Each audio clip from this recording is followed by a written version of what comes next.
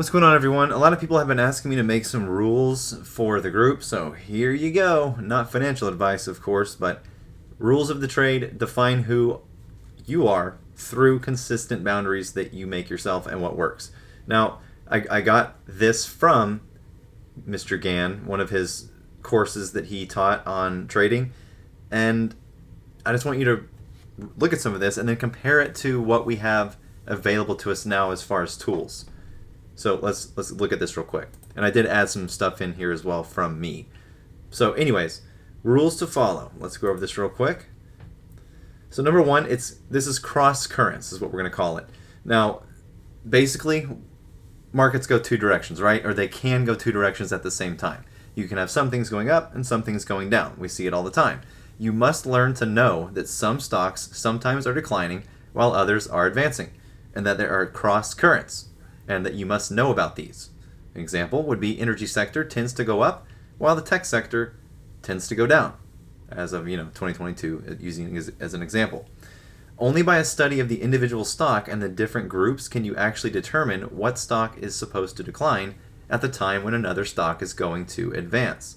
Given the current situation in the markets and the macroeconomic events going on with Russia and the Taiwan narrative and the supply chain issues, that is part and reason why tech and energy have been inverse related this year. So basically, study the markets by looking and observing their movements. Use your eyes and look at what you are trading. Don't just trade. That's critical, and you have to be aware that prices do move in two directions. Number two, new industries and growth stocks. Select stocks to buy in new industries, but make careful study of their prospects and make up charts on stocks that you intend to trade in. And if they are part of a group that you can get a record of, study this group and then pick the individual stock to buy that shows indication of leading the group. So for example, if you're, in a group of retards that are bullish on emerging markets, you should probably dig into which of the emerging markets are the top dog and then go with that one. That's basically what this is saying. And also, if you just look at some of the ETF names out there, emerging, what does that mean? Up and coming? Into relevance? What does growth mean? If you see something in a growth ETF fund, I bet you that it has something to do with likely growth occurring in the future. Also, we have the metaverse, which is a new sector, and we have crypto, which is a fairly new sector that is all up and coming in today's market. So again, this is just saying pay attention to new industries and growth stocks. Number three, the kinds of charts to keep. Remember the old Chinese proverb? Of course, China. One good picture is worth 10,000 words. I think it was 1,000 words, but whatever. You should make up charts and study the picture of a stock before you make a trade. This is just reiterating that before you trade, you should probably look at a stock on all time frames. If you're trading options, you should probably look at the chart of the stock that you're trading before you trade it, and the options chain, and basically anything that you can get your hands on that will give you more insight into the ticker.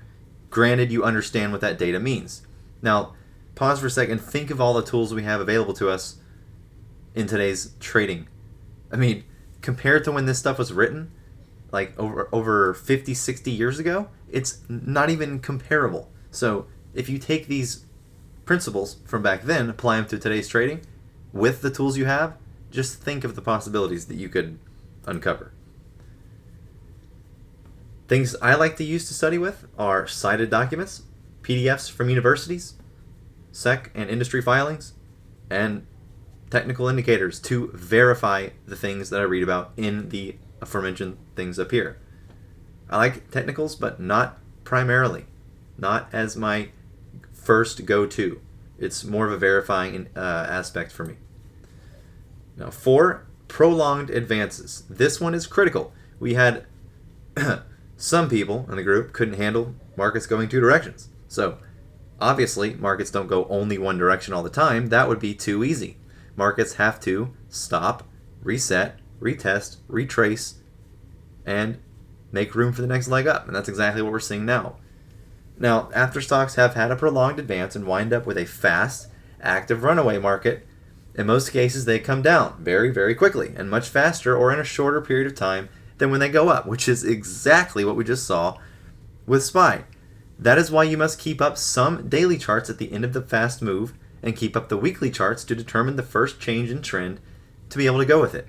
Now, if you look at what happened, it took 4 weeks for us to go from about 379 to 380, or I'm sorry, 373, 370 to 425.50. It took 4 weeks to get up there, but then it only took 2 weeks to get back down to 390. So again, we're falling a lot faster than we're going up.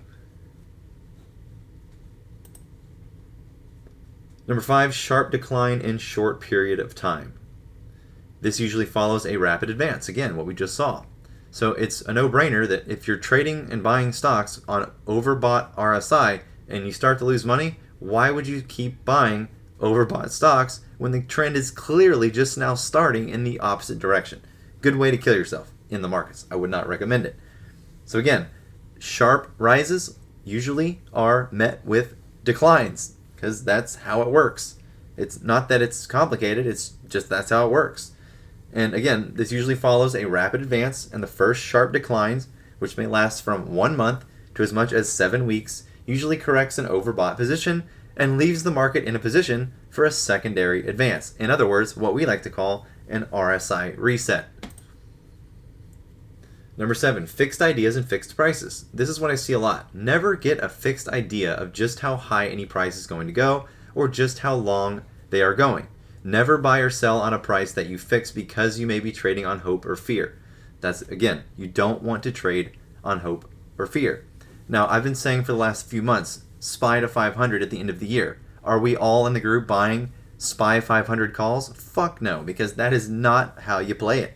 Never buy or sell on a price that you fix because you may, again, be trading on hope or fear and not following the trend of the market and applying rules like some people in the group couldn't handle last week. It's okay. We have to learn these things.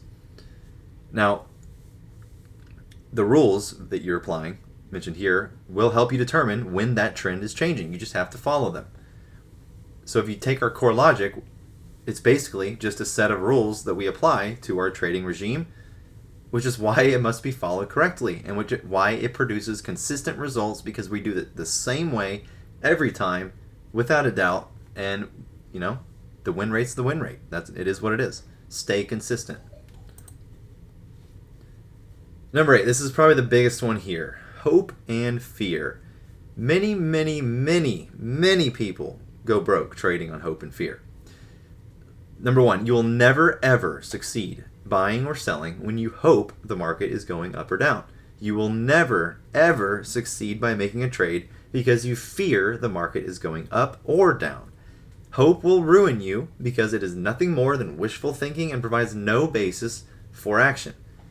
However, fear will often save you if you act quickly when you see that you are wrong. So if you act quickly when you see that you are wrong, you can save yourself and you give yourself that first step towards wisdom. Because as the great quote goes, the fear of market is the beginning of wisdom. Knowledge which you can only obtain by deep study will help you make a success. This is critical. The more you study past records, the surer you are to be able to detect the trend of the future. And this is exactly what we've been doing, and this is how we've been so accurate. And yes, obviously smiles tell the direction. Now, do they tell the direction all the time? No, because do markets always go up all the time? No. And Yishay, if you're watching this, your whole spiel and why you're all butthurt about smiles, if smiles didn't tell the direction, then why the fuck do put smiles and call smiles exist? Anyways, have a good one, buddy. Number 9, and lastly, know your risk. It is very important to know exactly how much of your capital you can risk on any one trade. And, you know, this makes it easier to potentially never lose all of your capital because you'll know your risk. You can make large profits on small risk, but you have to know your risk. If you apply these things consistently, you should see better results in your personal trading regime.